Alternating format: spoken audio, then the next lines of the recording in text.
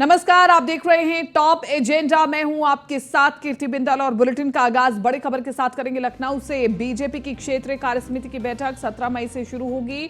6 संगठनात्मक क्षेत्र की क्षेत्रीय बैठक 17 और 19 मई तक होगी और कार्यसमिति की बैठक में 2024 लोकसभा चुनाव की तैयारियों पर मंथन होगा। मोदी सरकार 2.0 के 9 साल पूरे होने पर कार्यक्रम की रूपरेखा तैयार होगी और 17 मई को पश्चिम और काशी क्षेत्र की कार्यसमिति की बैठक होगी। 18 मई को ब्रज और गोरखपुर क्षेत्र की कार्यसमिति की बैठक होगी। 19 मई को अवध और कानपुर क्षेत्र की कार्यसमिति की बैठक होगी। बैठक में प्रदेश प्रभारी राधा मोहन सिंह, प्रदेश अध्यक्ष भूपेंद्र चौधरी मौजूद रहेंगे। संगठन महामंत्री धर्मपाल सिंह समेत कई पदाधिकारी मौजूद रहेंगे। क्षेत्रीय कार्यसमिति में क्षेत्रीय प्रभारी, जिला अध्यक्ष मौजूद रहेंगे। सांसद, विधायक, नवनिर्वाचित महापौर, जिला पंचायत अध्यक्ष और अन्य पदाधिकारी मौजूद रहेंगे। तो बड़ी खबर आपको बता रहे, बीजेपी कार्यसमिति की बैठक 17 मई से शुरू होने वाली है। 6 संगठनात्मक क्षेत्र की क्षेत्रीय बैठक 17 मई से शुरू होगी और कार्यसमिति की बैठक में 2024 लोकसभा चुनाव की तैयारियों पर मंथन होगा। इसके साथ साथ मोदी सरकार के दूसरे कार्यकाल के 9 साल पूरे होने वाले हैं और अब इसको लेकर के क्या कार्यक्रम रहेंगे, इसकी रूपरेखा तैयार की जाएगी। 19 मई को अवध और कानपुर क्षेत्र की कार्यसमिति की बैठक होगी। बैठक में प्रदेश प्रभारी राधा मोहन सिंह, प्रदेश अध्यक्ष भूपेंद्र चौधरी भी शामिल होंगे। तो 17 मई को पश्चिम में बैठक होगी, पश्चिम यूपी में। 18 मई को ब्रज और गोरखपुर क्षेत्र में बैठक होगी। 19 मई को कानपुर और अवध क्षेत्र की बैठक होगी। मनीष मिश्रा हमारे साथ लखनऊ से ज्यादा जानकारी के साथ संवाददाता बने हुए फोन लाइन पर। मनीष, बहुत महत्वपूर्ण आगे बैठकें होने वाली है। 17 मई से कार्यसमिति की बैठक शुरू हो जाएगी जिसमें मुख्य तौर पर लोकसभा चुनावों के ऊपर फोकस होगा और साथ ही मोदी सरकार के दूसरे कार्यकाल के भी 9 साल पूरे होने पर भी चर्चा होगी। जी, निश्चित तौर पर बता दूं कि 17 मई से बीजेपी की क्षेत्रीय कार्यसमिति की बैठक शुरू होने जा रही है। सभी 6 संगठनात्मक क्षेत्र की बैठक होंगी। 17 तारीख से बैठकें शुरू होंगी जिसमें कार्यसमिति के आगामी लोकसभा चुनाव की जो शुरुआती तैयारियां हैं, किस तरीके से जो कार्यक्रम होंगे आगामी में, उसकी रूपरेखा तैयार की जाएगी। किस क्षेत्र में कौन कौन से कार्यक्रम रखे जाएंगे उसको लेके भी तैयारी की जाएगी। साथ ही साथ आपको बता दूं कि आने समय में योगी सरकार, मोदी सरकार 2.0 के 9 साल पूरे जा रहे हैं, उसको लेके भी तमाम कार्यक्रम किए जा रहे हैं। अलग क्षेत्र में माना जा रहा है कि सभी क्षेत्र में पीएम मोदी की एक रैली कराई जाएगी। जिन क्षेत्रों में अगर समय ना होने के कारण अगर रैली नहीं हो पाती तो माना जाए कि 2-2 करके 2 क्षेत्रों को मिला के 3 रैली कराने की भी तैयारी की जा रही है। तो जिस तरीके से अभी देखा था निकाय चुनाव की पहले भी क्षेत्रों की बैठक हुई थी, इसके बाद निकाय चुनाव में देखा है नगर निगमों में 17 नगर निगम जीतने का काम किया है। तो इसको माना जा रहा है कि लोकसभा के लिए जिस तरह से 80 में से 80 जीतने का दावा किया जा रहा है, इसको लेकर संगठनात्मक तौर पर किस तरह की तैयारी है इसका एक बार पूरा जायजा लिया जाएगा। बता दूं कि क्षेत्र जो बैठक होगी, कार्यसमिति बैठक होगी, इसमें जो अध्यक्षता है वो भूपेंद्र चौधरी करेंगे, प्रदेश अध्यक्ष भूपेंद्र चौधरी करेंगे, महामंत्री संगठन धर्मपाल सिंह और साथ ही साथ राधा मोहन सिंह जो प्रदेश प्रभारी हैं वो उपस्थित रहेंगे। और साथ ही साथ क्षेत्रीय कार्यसमिति के जो पदाधिकारी रहेंगे उनमें क्षेत्रीय प्रभारी रहेंगे, क्षेत्रीय अध्यक्ष रहेंगे, क्षेत्रीय समन्वयक जो जिला है प्रभारी वो रहेंगे, जिला अध्यक्ष रहेंगे। साथ ही साथ उस क्षेत्र के सांसद और विधायकों को भी रहने के लिए बोला गया है। माना जा रहा है कि जिससे की जो कार्य योजनाएं हैं निकाय में देखा गया था सांसद और विधायकों को जिम्मेदारी दी गई थी, अब माना जा रहा है कि क्षेत्रीय प्रभारियों के साथ जिला अध्यक्षों, जिला प्रभारी, समन्वयक के साथ सांसदों और विधायकों को आने वाले समय में लोकसभा चुनाव की शुरुआती तैयारियों के लिए और मोदी 2.0 के 9 साल पूरे होने के उपलक्ष्य में जो कार्यक्रम होंगे उनकी भी पूरी जिम्मेदारी और रूपरेखा तैयार करने की जिम्मेदारी दी जा सकती है। जी ठीक है, शुक्रिया मनीष तमाम इस जानकारी के लिए।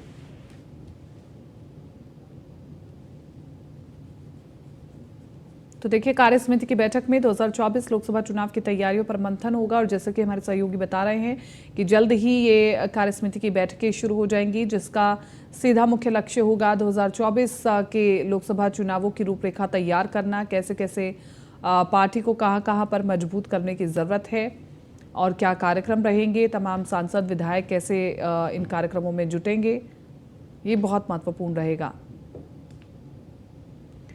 क्षेत्रीय बैठकों में कौन कौन शामिल होंगे बता रहे हैं आपको। क्षेत्रीय अध्यक्ष, क्षेत्रीय पदाधिकारी शामिल होंगे और प्रदेश पदाधिकारी और प्रदेश कार्यसमिति के सदस्य शामिल होंगे।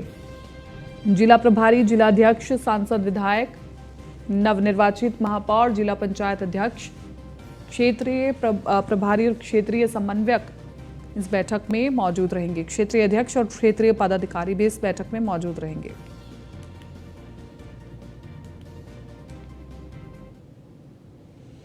आज प्रधानमंत्री नरेंद्र मोदी युवाओं को नियुक्ति पत्र सौंपेंगे। 71,000 युवाओं को नियुक्ति पत्र सौंपा जाएगा। 10:30 बजे वीडियो कॉन्फ्रेंसिंग के माध्यम से नियुक्ति पत्र सौंपे जाएंगे। नव नियुक्तों को संबोधित करेंगे प्रधानमंत्री मोदी। देश भर के 45 जगहों पर कार्यक्रम आयोजित किया जाएगा।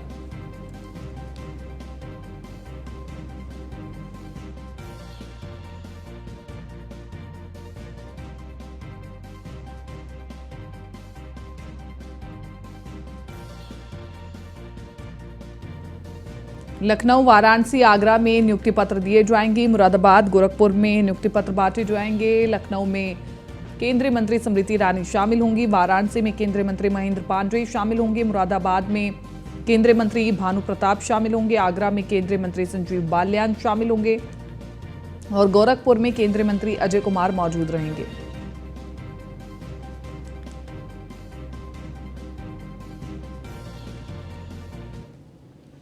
अब आपको बता देते हैं कि केंद्र सरकार ने कब कब रोजगार मेले का आयोजन किया है। जो पहला रोजगार मेला लगा था वो 22 अक्टूबर 2022 को आयोजित किया गया था, जिसमें 75,000 लोगों को नियुक्ति पत्र सौंपे गए थे।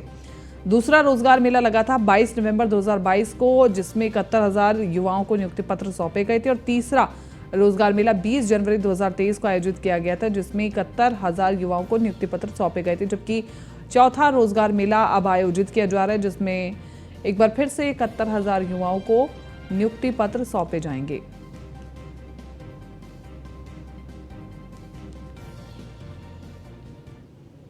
वो कौन कौन से सेक्टर रहेंगे जिसमें युवाओं को नौकरी मिलेगी, ये भी आपको बता देते हैं। तो युवाओं को देश भर से चयनित युवाओं को ग्रामीण डाक सेवा, डाक निरीक्षक, वाणिज्यिक व टिकट लिपिक, कनिष्ठ लिपिक व टंकक और कनिष्ठ खाता लिपिक, ट्रैक मेंटेनर, सहायक सेक्शन अधिकारी, अवर श्रेणी लिपिक, उपमंडल अधिकारी और कर सहायक, सहायक प्रवर्तन अधिकारी, इंस्पेक्टर, नर्सिंग अधिकारी, सहायक सुरक्षा अधिकारी, दमकल अधिकारी, सहायक खाता अधिकारी, सहायक लेखा परीक्षण अधिकारी, मंडलीय खाता निरीक्षक, लेखा परीक्षक, कांस्टेबल, हेड कांस्टेबल, सहायक कमांडेंट, प्रधानाध्यापक, प्रशिक्षित स्नातक, अध्यापक, सहायक पंजीकरण, सहायता प्रोफेसर आदि जैसे विभिन्न पदों पर नियुक्त किया जाएगा।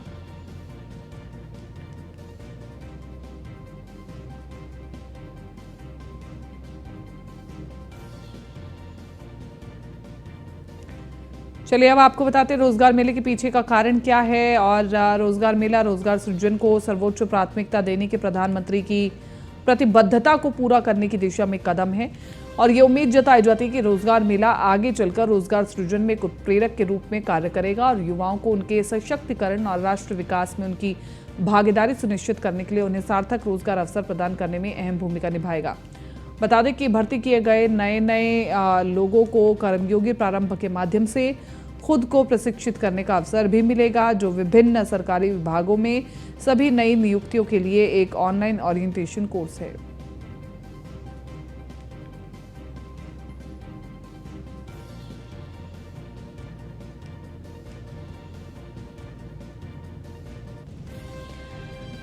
तो आपको बताएं कि 71,000 युवाओं को नियुक्ति पत्र सौंपे जाएंगे और इसी के साथ साथ इसको लेकर के तमाम तैयारियां कर ली गई हैं। हमने आपको बताया कि किन किन पदों पर नियुक्तियां होंगी और जहां जहां पर तमाम मंत्री पहुंच रहे हैं इस कार्यक्रम को शुरुआत करवाने के लिए, वो भी हम आपको बता रहे लगातार। गोरखपुर, आगरा, लखनऊ, इन तमाम बड़े जिलों में ये कार्यक्रम आयोजित किया जाएगा।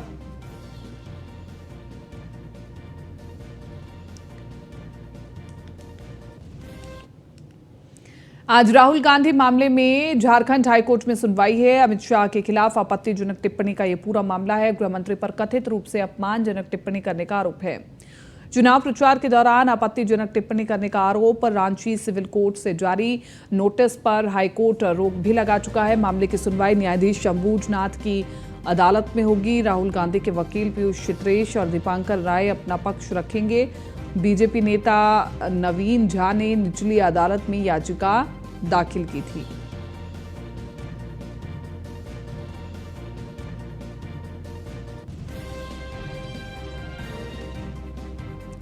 तो बड़ी खबर आपको बता रहे हैं, झारखंड हाई कोर्ट में विवादित टिप्पणी का मामला चल रहा है राहुल गांधी पर। और कहा जा रहा है कि झारखंड चुनावों के दौरान राहुल गांधी ने गृह मंत्री अमित शाह को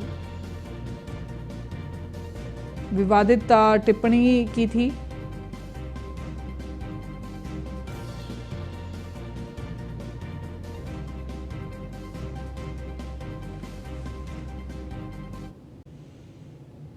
दिल्ली से अगली बड़ी खबर, प्रदर्शनकारी पहलवान अब राष्ट्रपति द्रौपदी मुर्मू को अपना पत्र सौंपेंगे। पत्र में महिला पहलवानों को इंसाफ देने की मांग करेंगे पहलवान। पिछले कई दिनों से जंतर मंतर पर पहलवानों का प्रदर्शन जारी है। पहलवानों को राजनीतिक दलों और संगठनों का भी समर्थन मिल रहा है।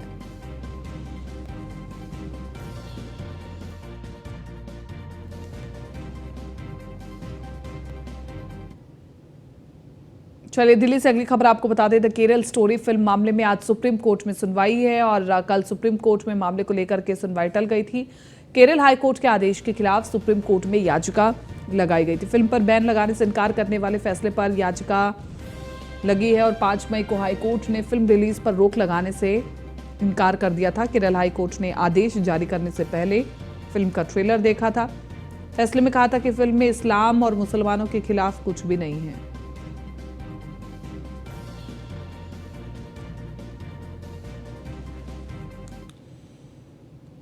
निकाय में मिली बम्पर जीत के बाद बीजेपी का जोश हाई है और बीजेपी अब 2024 पर फोकस करे। इस बीच न्यूज़ वन इंडिया ने यूपी के डिप्टी सीएम केशव प्रसाद मौर्य से खास बातचीत की है। इस दौरान केशव प्रसाद मौर्य ने कहा कि निकाय चुनावों में मिली बड़ी जीत के बाद हम लोकसभा की तैयारी में जुट गए हैं। देखिए, भारतीय जनता पार्टी जिससे निकाय चुनाव के बाद जीतने के बाद अब लगातार 2024 की तैयारी में हमारे साथ बात करने के डिप्टी सीएम केशव प्रसाद मौर्य हैं। सर, निकाय के बाद अब 2024 की तैयारी? निश्चित तौर से चुनाव तो लोकतंत्र में आते ही रहते हैं। जब एक चुनाव हो जाएगा दूसरे चुनाव की तैयारी में लगना, ये हमारी पार्टी का लगातार से प्रयास रहा है। तो 2023 जीत चुके हैं, तो 2024 में देश में फिर से माननीय मोदी जी के नेतृत्व में सरकार बनाने के लिए तैयारी में जुट गए। पीएम मोदी के 9 साल पूरे होने जा रहे हैं करके, उसको लेके भी भारतीय जनता पार्टी पूरी तैयारी करनी जा रही है। पूरा हिंदुस्तान 9 वर्ष सरकार के पूरे होने पर माननीय नरेंद्र मोदी जी को बधाई दे रहा है, प्रधानमंत्री जी को बधाई दे रहा है और देश की जनता आशीर्वाद दे रही है और चुनाव की प्रतीक्षा कर रही कि कब चुनाव आवे, कमल की बटन दबावें, फिर से माननीय मोदी जी को देश का प्रधानमंत्री बनाओ। आप लोगों ने निकाय चुनाव विकास के मुद्दे की बात की थी। अब कहीं ना कहीं विपक्ष एक बार फिर से बैलेट और ईवीएम पे आरोप लगा रहा है, मशीनरी पे आरोप लगा। जब जीतते हैं तो उनकी हवा अच्छी है, भाजपा की हवा खराब है। जब हारते हैं तो उनको सरकारी मशीनरी पर आरोप लगाना, बैलेट पेपर और ईवीएम पर सवाल खड़े करना, यह फैशन है विपक्षियों का। लेकिन इस फैशन को जनता समझती है। जिसने वोट दिया है उस प्रतीक्षा में थी कि बस वोट हमने जो दिया है कमल खिल जाए तो हमारा नगर क्षेत्र भी कमल की तरह खिल जाए। आखिरी सवाल, 17 में निकाय आपने पूरी जीते, 80 में 80 की पूरी तैयारी? निश्चित तौर से 17 नगर निगम जीते हैं, 80 के 80 लोकसभा जीतने के लिए तैयारी में जुटे हैं और हमें पूरा विश्वास है कि हम उत्तर प्रदेश में 80 लोकसभा जीते। तो देखिए, ये थे डिप्टी सीएम केशव प्रसाद मौर्य जो कहते हैं हमने जिस तरह से नगर निकाय के चुनाव जीते हैं, 57 नगर निगमों में हमें कमल खिलाया। अब की बार संपूर्ण कमल उत्तर प्रदेश में खिलेगा। 80 में 80 लोकसभा जीत के फिर से प्रधानमंत्री नरेंद्र मोदी को हम देश का प्रधानमंत्री बनाएंगे। वीडियो जर्नलिस्ट अमित सानी के साथ Manish Mishra, news one India, Lucknow. Bharatiya Janata party और न्यूज़ वन इंडिया ने परिवहन मंत्री जयशंकर सिंह से खास बातचीत की। इस दौरान उन्होंने कहा कि निकाय चुनाव में बीजेपी की जीत बताती है कि विपक्ष का सफाया हो गया है और इसके साथ ही उन्होंने कहा कि इस बार के निकाय चुनाव में मुस्लिम वोट भी बीजेपी को मिले हैं। चलिए आपको सुनवा देते हैं परिवहन मंत्री जयशंकर सिंह ने क्या कुछ कहा। 17 में 17 नगर निगम चुनाव जीतने के बाद अब भारतीय जनता पार्टी 2024 का रुख कर चुकी है। हमारे साथ बात करने के लिए मौजूद हैं परिवहन मंत्री जयशंकर सिंह जी। संगठन में आपने बड़ी जिम्मेदारी निभाई, 2022 से लेकर लगातार हमने देखा था आपने किस तरह से, अभी भी चुनाव में लगातार आप लोग लगे रहे, एक भारी जीत मिली है, क्या संदेश देते हैं? देखिए, ये संदेश माननीय मोदी जी और जोगी जी की नीतियों को और उनके जो कार्यों को हम लोग जनता तक पहुंचाने में सफल रहे और जनता ने इसको फिर से मोदी जी और जोगी जी के काम पर मुहर लगाई है। और आप देखे होंगे कि हम लोग पहले भी कहते थे कि 17 के 17 नगर निगम जीतेंगे, इसलिए कहते थे कि जो बड़ा इलेक्शन होगा वो मोदी जी और जोगी जी को देख करके होगा। आप नगर निगम बड़ा इलेक्शन था, उसमें 100% हमको सफलता मिली और नगर पालिकाएँ जो 199 थी उसमें भी सर्वाधिक सीटें भारतीय जनता पार्टी जीती। और नगर पंचायतों में भी 50% से ज़्यादा 60% सीटें हम लोगों ने जीता है। और ये इसलिए, और आप देखेंगे जब 2024 का जब इलेक्शन आएगा तो मोदी जी के लिए आएगा कि मोदी जी को फिर से प्रधानमंत्री बनाना है, तो आप उस समय देखेंगे कि 80 की 80 सीटें भारतीय जनता पार्टी जीतेगी। आप दरअसल भाई बताऊंगा आपको कि जिस तरीके से आपने देखा था कि मुस्लिम वोट की बात होती थी, पहले एमवाई फैक्टर्स होता था समाजवादी पार्टी में, बहुजन समाज पार्टी मुस्लिम कैंडिडेट्स बता दिए, पर जीत नहीं मिली। एआईएम और आम आदमी कहीं ना कहीं बढ़ती नजर आ रही। क्या चुनौती मानते हैं दोनों पार्टी को? आप सुनकर के आश्चर्य होगा आपको। अभी मान लीजिए आपने रामपुर का सीट दिखाई, भाई रामपुर में हमारे अपना दल के सहयोगी जो है चुनाव जीते। आजम खान साहब का गढ़ माना जाता था, वो अजय किला था, ध्वस्त हो गया। हमारे बलिया में आप पता करिए कि हमारे पार्षद 1995 के बाद पहली बार नगर पालिका बलिया जीती है, और पार्षद हमारे जो है दो पार्षद हमारे मुस्लिम जीत करके भाजपा के कमल के सिंबल पर आए। तो ये एक तरह से बहुत बड़ा बदलाव आ रहा है लोगों की नजरियों में, कि लोग ये समझ रहे हैं कि आज जो है जाति और पंथ की बात नहीं कर रहे हैं, आज केवल विकास की बात लोग। एक विकास की बात और करूंगा, आपसे एक चीज पूछूंगा बस। आपकी तीनों एक्सप्रेस वे पे आप लोग नई बसें निकाले जा रहे हैं, लग्जरी बसें। हाँ, आप लोग सब ये रूट जो है नेशनलाइज रूट थी, इसको हम लोग प्राइवेट को भी हम लोग अलाउ कर रहे हैं कि लोगों की जनता को मैंने उसमें हित में को उनको साधन मिले, गलत गाड़ियां न चलें, इसके लिए हम लोग इसको खोलने वाले हैं। ठीक है। तो बहुत बहुत धन्यवाद। ये थे दयाशंकर सिंह जी, बता रहे थे कि हमारी भारतीय जनता पार्टी की सरकार लगातार कहीं ना कहीं आप सभी वर्ग को साथ लेके चलती है, और तमाम विपक्षियों की जो हार है वो हताशा साबित होती है, और दिखाती है किस तरीके से छोटे चुनाव से बड़े से चुनाव से भारतीय जनता पार्टी का एक छत्र राज रहता है, क्योंकि वो जनता के साथ, जनता के बीच में रहते हैं। आगे आने समय में 2024 में फिर से मोदीमय होगा पूरा भारतीय जनता पार्टी का ये चुनाव। वीडियो जर्नलिस्ट निखिल गौर के साथ मनीष मिश्रा, न्यूज़ इंडिया। आगरा से अगली बड़ी खबर आपको बता दें, दबंगों ने महिला के साथ लाठी डंडों से जमकर मारपीट की। दबंगों की पिटाई से महिला गंभीर रूप से घायल हो गई है। महिला को दबंगों से ग्रामीणों ने बचाया, और पहले भी दबंग महिला के साथ मारपीट कर चुके हैं। गाली गलौज के साथ मारपीट पहले भी की गई है। पीड़िता की शिकायत पर पुलिस ने मेडिकल करवाया है, और पुलिस मामले की जांच में जुट चुकी है। थाना बाग क्षेत्र के सिंघावली पुल का पूरा मामला है। तो बड़ी खबर आपको बता रहे हैं, एक महिला के साथ दबंगों ने जमकर की मारपीट, गाली गलौज के साथ मारपीट की है। महिला गंभीर रूप से घायल बताई जा रही है, और उसे अस्पताल में भर्ती करवाया गया है। पीड़िता की शिकायत पर पुलिस ने भी मामला दर्ज कर लिया है, और पुलिस मामले की जांच में जुटी हुई है। साथ ही साथ महिला का मेडिकल भी कराया गया है। थाना बाग क्षेत्र के सिंघावली पुरा का पूरा मामला है। संदीप शर्मा ज्यादा जानकारी के साथ संवाददाता बने हुए फोन लाइन पर आगरा से। संदीप, क्या है पूरी खबर, एक बार बताएं। देखिए, आगरा में दबंगों की दबंगई एक बार फिर से देखने को मिली है, और दबंगों ने महिला के साथ जमकर मारपीट की है। साथ ही साथ लाठी डंडे लात घूंटों से भी जमकर मारपीट की है। दबंगों की पिटाई से महिला गंभीर रूप से घायल हो गई है। तो वहीं आसपास जो ग्रामीण थे उन्होंने महिला को बचाया था। पूर्व में भी दबंग लोग महिला के साथ इस तरह की मारपीट कर चुके हैं। ये फिर उन्होंने कल हमला बोला था। पीड़ित महिला अपने रिश्तेदारों को बुलाने गई थी, जिसके लिए ये लोग उसे लगातार परेशान कर रहे थे। तो उसने अपने रिश्तेदारों की मदद ली थी जिसके ये लोग परेशान ना करें। लेकिन इसी दौरान जो दबंग लोग थे उन्होंने गाड़ी गलौज के साथ जमकर मारपीट की, और पीड़िता ने थाने में शिकायत की है। पुलिस ने मेडिकल भी कराया है। पुलिस जांच पड़ताल में जुट गई है, और ये पूरा मामला आपको बताते चले आगरा के थाना बाग क्षेत्र के अंतर्गत सिंघावलीपुरा गाँव का बताया जा रहा है। जी ठीक है, शुक्रिया तमाम इस जानकारी के लिए।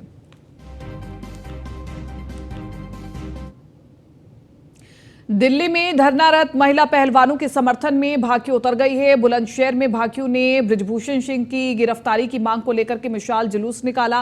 पॉक्सो एक्ट में मुकदमा दर्ज होने के बाद भी गिरफ्तारी न होने पर भाकियू कार्यकर्ताओं ने नाराजगी जताई है। तो बुलंदशहर से पूरी खबर आपको बता रहे हैं, जहां पर बृजभूषण सिंह की गिरफ्तारी की मांग की जा रही है। महिला पहलवानों के समर्थन में उतरी भारतीय किसान यूनियन की तमाम जो कार्यकर्ता हैं वो जमीनों पर उतरे, मशाल लेकर के हाथों में जुलूस निकाला।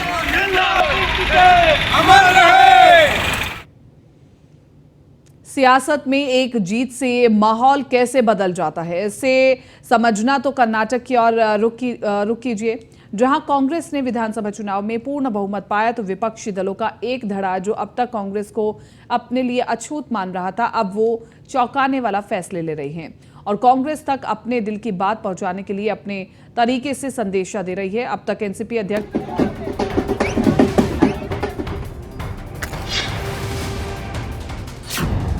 नीतीश ममता के बाद अब पवार का फॉर्मूला, बीजेपी को चुनाव में हराने का नया सहारा, बीजेपी की पिच विपक्ष देगा पटखनी। कर्नाटक में बीजेपी की हार से विपक्ष का विश्वास 7वें आसमान पर है। राहुल प्रियंका खड़गे की कांग्रेस ने कर्नाटक में धमाल मचाया तो उनसे कटे कटे रहने वाले विरोधी दलों के कद्दावर नेता अब शायद सियासी तौर पे सटने की फिराक में दिखने लगे हैं। इसी बीच अब तक विपक्षी एकता पे चुप्पी साधने वाले एनसीपी अध्यक्ष शरद पवार को कर्नाटक में बीजेपी की हार से एक फॉर्मूला मिल गया। बीजेपी को चुनाव में हराने के लिए शरद पवार ने जो फॉर्मूला बताया उसके मुताबिक कर्नाटक की तरह हर राज्य में कर्नाटक मॉडल को अन्य राज्यों में भी लागू करने की जरूरत है और इसके लिए समान विचारधारा वाली पार्टियों को साझा न्यूनतम कार्यक्रम पर काम करना होगा। सभी अपोजिशन पार्टी को एक रास्ता दिखा है, तो कर्नाटक के लाइन पर अन्य राज्यों में स्थिति तैयार होने के लिए कुछ न कुछ मेहनत करने की आवश्यकता है। तो दो तरह की मेहनत हो सकती है। कई राज्यों में कोई सिंगल पार्टी जैसे कर्नाटक में कांग्रेस ने किया, इस तरह की एक शक्ति दिखा सकती है बीजेपी के खिलाफ। और कई राज्यों में like minded kind of party minimum common programme पर सामने जाकर लोगों के सामने एक अल्टरनेटिव दे सकते हैं। ये दोनों सेक्शन में हम लोगों का ध्यान होगा, बाकी साथियों से बात करनी होगी। ये प्रोसेस हम शुरू करेंगे। जब तक कोई फाइनल नहीं आता तब तक डिटेल बताना ठीक नहीं। So the strong party must be given priority, and wherever is the Congress strong, in their respective 200 seat or something, what we have already calculated, let them fight. We will give support. No, nothing is wrong, but they have to see that they have to support the other political party also. I am giving you the support in Karnataka, but you are fighting against me every day. It should not be the policy. It is for everybody. If you want to get some good things, then you have to sacrifice yourself also in some area. विपक्ष को confidence है कि कर्नाटक विधानसभा चुनाव ने जो संदेश दिया है अब दूसरे राज्यों में भी कर्नाटक जैसी स्थिति पैदा करने की जरूरत है। लेकिन ये बात कहते कहते शायद शरद पवार ये भूल गए कि कर्नाटक की राजनीति में मठों का प्रभाव है। लिंगायत और वोकालिंगा मठों का प्रभाव लोगों पर है। वो धर्म और जाति की सियासत से लोगों को दूर रखते आए हैं, लेकिन कर्नाटक से उत्तर भारत की तरफ रुख करते ही वहां जाति सियासत का दबाव है और सबसे ज्यादा विपक्षी बैनर में कद्दावर नेताओं की अपनी अपनी सियासी महत्वाकांक्षा है। अब मोटिवेशन तो विपक्ष ने राहुल प्रियंका से ले लिया, शायद चेहरा भी मान लिया, लेकिन बड़ा सवाल तो यही है कि इस जीत से वाकई में डूबते विपक्ष को कर्नाटक मॉडल सहारा दे पाएगा। Bureau report, news 1 India.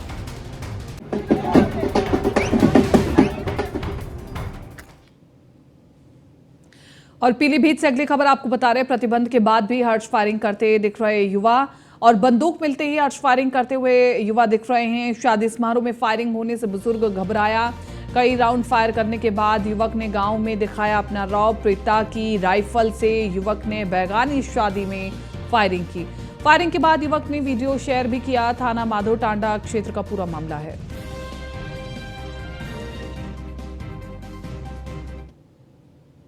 फिलहाल इस बुलेटिन में मेरे साथ इतना ही। दीजिए इजाजत, नमस्कार।